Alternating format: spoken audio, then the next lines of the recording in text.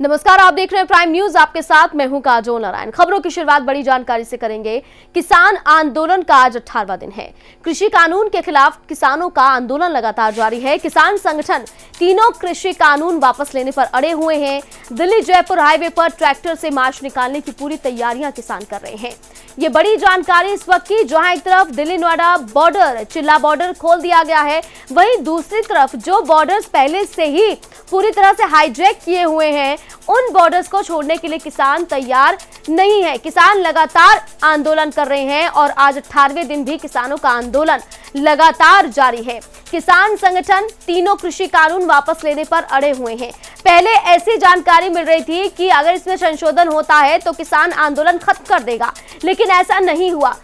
संशोधन हुआ, प्रस्ताव भेजा गया, लेकिन प्रस्ताव वापस कर दिया गया, खारिज कर दिया गया। अब ये कहा जा रहा है कि तीनों कृषि कानून जो बिल हैं वो वापस लिए जाएं। वापस नहीं लिए जाएंगे तो किसानों का प्रदर्शन, आंदोलन और ज्यादा बढ़ता हुआ नजर आएगा। ये बड़ी जानकारी इस वक्त की मिल रही है। किसान आंदोलन का आज 18वां दिन है और ये लड़ाई लड़ी जा रही है किसानों की तरफ से, और ये लड़ाई लंबी होती हुई अब नजर आ रही है। 18 दिन और आगे कब तक ये आंदोलन चलेगा, कुछ कहा नहीं जा सकता है। 5 दौर की बैठकें सरकार और किसानों के बीच हो चुकी है, जिसका कोई नतीजा नहीं निकला है। गृह मंत्री अमित शाह ने अलग से बातचीत की, कल राजनाथ सिंह ने अलग से बातचीत की, लेकिन उसका भी कोई असर दिखाई नहीं दे रहा है। दिल्ली जयपुर हाईवे पर ट्रैक्टर से मार्च निकालने की तैयारी हो रही है। कल इस हाईवे पर जाम भी लगा दिया गया था। हालांकि सुरक्षा बल की तैनाती की गई है, जवानों को तैनात कर दिया गया है। बुलंदशहर से मेरे सहयोगी अशोक मेरे साथ लाइव जुड़ गए हैं। अशोक, क्या कुछ अपडेट मिल रहा है? उत्तर प्रदेश में किसान किस तरह से आक्रोश दिखा रहा है? लगातार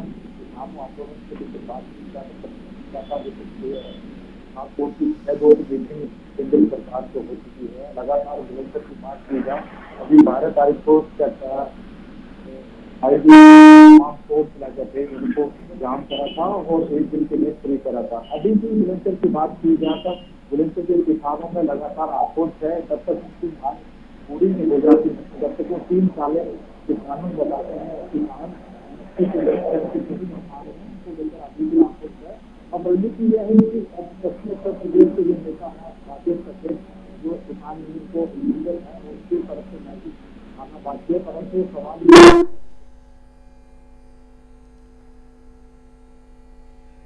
बिल्कुल अशोक, आपकी आवाज मुझ तक नहीं पहुंच पा रही है। मैं दोबारा से संपर्क साधने की कोशिश करूंगी। फिलहाल ये बड़ी जानकारी इस वक्त की, किसानों का आंदोलन लगातार जारी है। किसान हटने का नाम नहीं ले रहे हैं।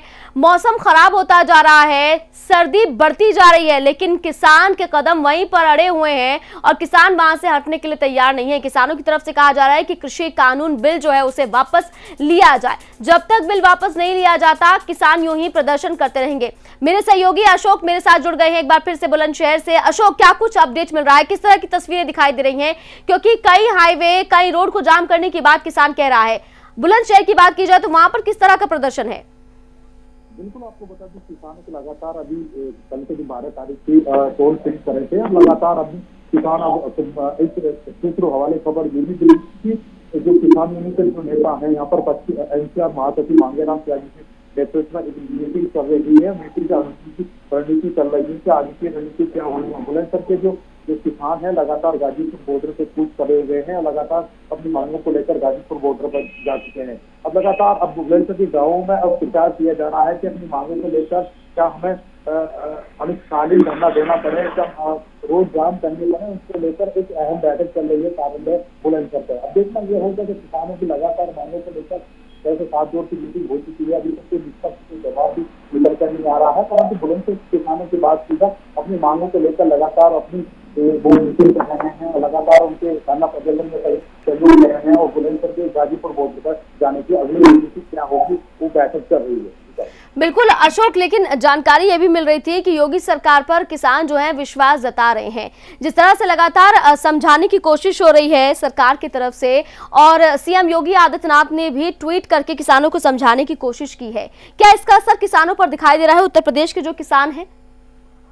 बिल्कुल काजल, आपको बता कि लगातार किसानों की बात की जाए तो योगी आदित्यनाथ की सरकार के नेतृत्व में लगातार किसानों की जैसे बात की जाए, पिछली सरकारों में खाद की जो बात की जा रही थी, जैसे खाद नहीं मिल पाता है और किसानों का अहम जो सिंचाई के लिए भी पानी नहीं छोड़ा जाता था। तमाम उन मुद्दों को देखा जाए तो बिल्कुल किसान की बात की जाए, किसानों पर भाजपा सरकार ने, योगी सरकार खड़ी उतरी है। तो इसी चीज को लेकर भी किसानों को लेकर बात की जाए तो वो कुशल है। और तमाम जो भाजपा में अब ये निर्णय भी लिया है, जो राज्य सरकार है कि चौपाल लगेगी गाँव में, जो 3 बिल है उनको समझाया जाएगा इन बिलों से कितना बेनिफिट होता है। परंतु अब सवाल ये खड़े हो गए कि जो किसान है, जो किसान धरना प्रदर्शन दे रहे हैं, इन बिलों को जो जागरूक करने के लिए भी जनता के बीच में जा रहे हैं। और चीज को देखा जाए, सुबह का जो चीज आया है इसका किसान यूनियन के निर्माण के साथ साथ कहना है कि जब तक हमारी मांग पूरी नहीं हो जाती है हम धरना प्रदर्शन नहीं हटाएंगे, क्योंकि चीज से कुछ नहीं होना जब तक हमें ये तीनों जो बिल है वो वापस नहीं हो जाती।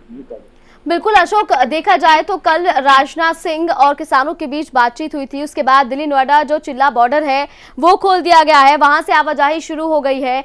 ऐसे में अगर उत्तर प्रदेश के तमाम बॉर्डर्स देखे जाएं तो वहां पर किसान के मन में क्या चल रहा है, किसान अब क्या सोच रहा है, क्या आगे किसानों के कदम हो सकते हैं, क्या कुछ ऐसी जानकारी मिल रही है कि आपकी बात हो पा रही है किसानों से जो उत्तर प्रदेश के किसान हैं? बिल्कुल, प्राइम मिनिस्टर बात हुई थी कल शाम भी हमने बात करी थी।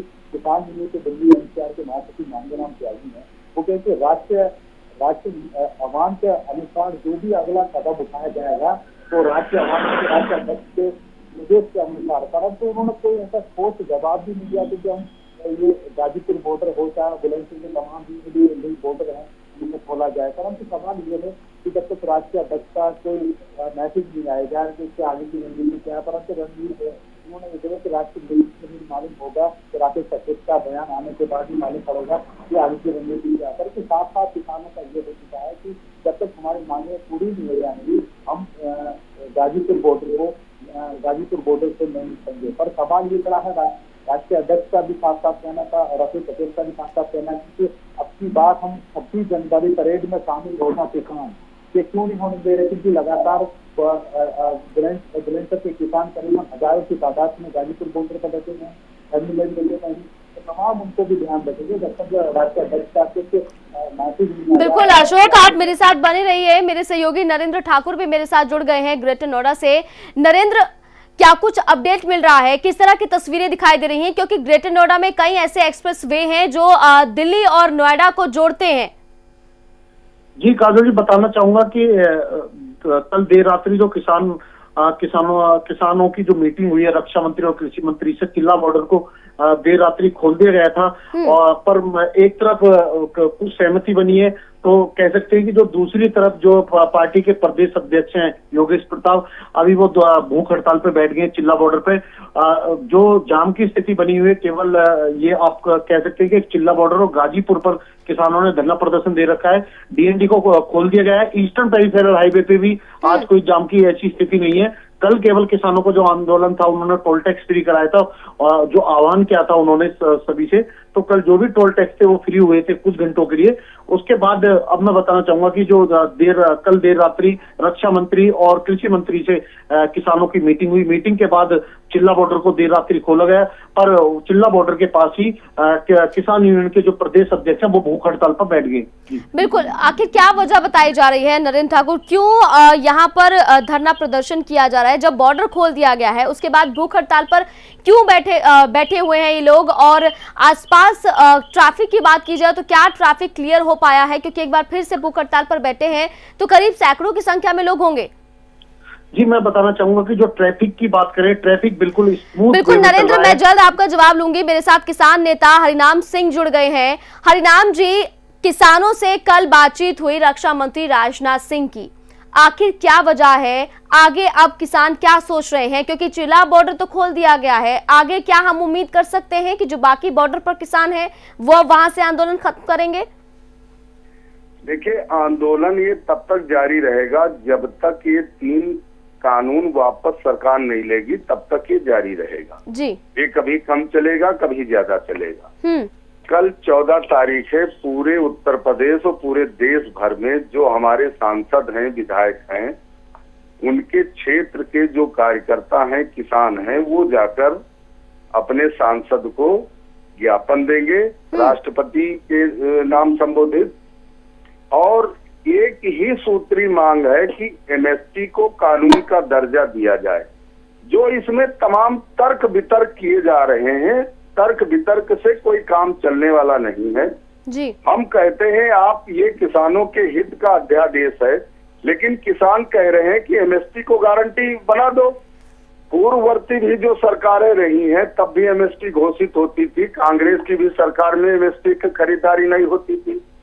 इस सरकार ने, नरेंद्र मोदी सरकार ने कहा कि नहीं एमएसपी पे खरीदारी, एमएसपी को कोई। बिल्कुल हरिनाम जी, आप मेरे साथ बने रहिए। हमारे साथ बीजेपी प्रवक्ता भी जुड़ गए हैं, अश्विनी शाही जी। अश्विनी जी, यहाँ पर किसानों का ये कहना है कि उनकी एक ही मांग है, ये मांग उनकी पूरी होनी चाहिए, एमएसपी को कानूनी रूप मिलना चाहिए।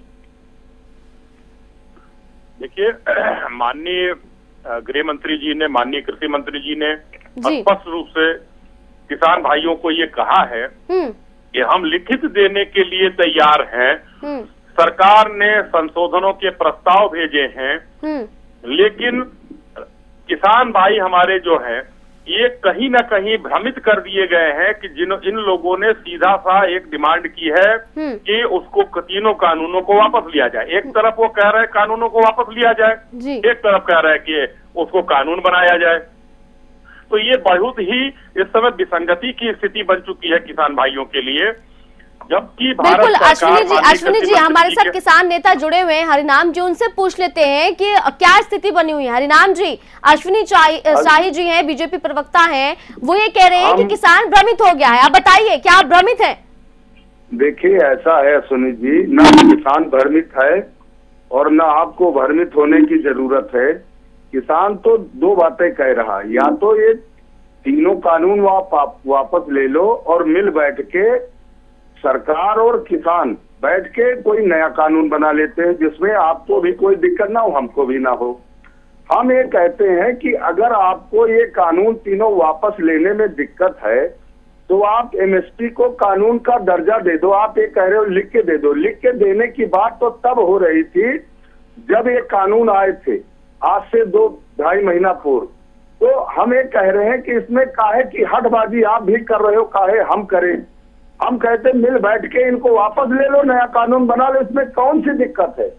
और मैं स्पष्ट कर देना चाहता हूं कि ना ये देश का किसान भारतीय जनता पार्टी के विरोध में आंदोलन कर रहा है। ये आंदोलन जो वर्तमान में सरकार है उसकी गलत जो नीति आई है, जो बिना मिल बैठ के कानून को थोपा जा रहा है, उसके विरोध में कानून हो। अश्विनी शाही जी, आप जवाब दीजिए। देखिए, मैं बीजेपी के खिलाफ आंदोलन नहीं है। एक किसान हमारे अन्नदाता हैं, इसको सोचते हुए, इसको सर्वोपरि रखते हुए भारत सरकार ने मिलने की पहल की। 3 तारीख को जो मीटिंग थी उसको 1 तारीख से शुरू किया। 1 तारीख को किसान भाइयों के अंदर आपस में विसंगतियां हैं, जितने संगठन हैं इनके सुर एक नहीं है, इसलिए हल नहीं निकल रहा है।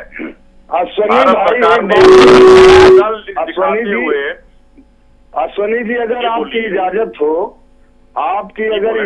हो, तो मैं आपको एक ही बात कहना चाह रहा हूँ, ना कोई संगठन में विसंगति है, ना ये भारतीय जनता पार्टी के खिलाफ आंदोलन है।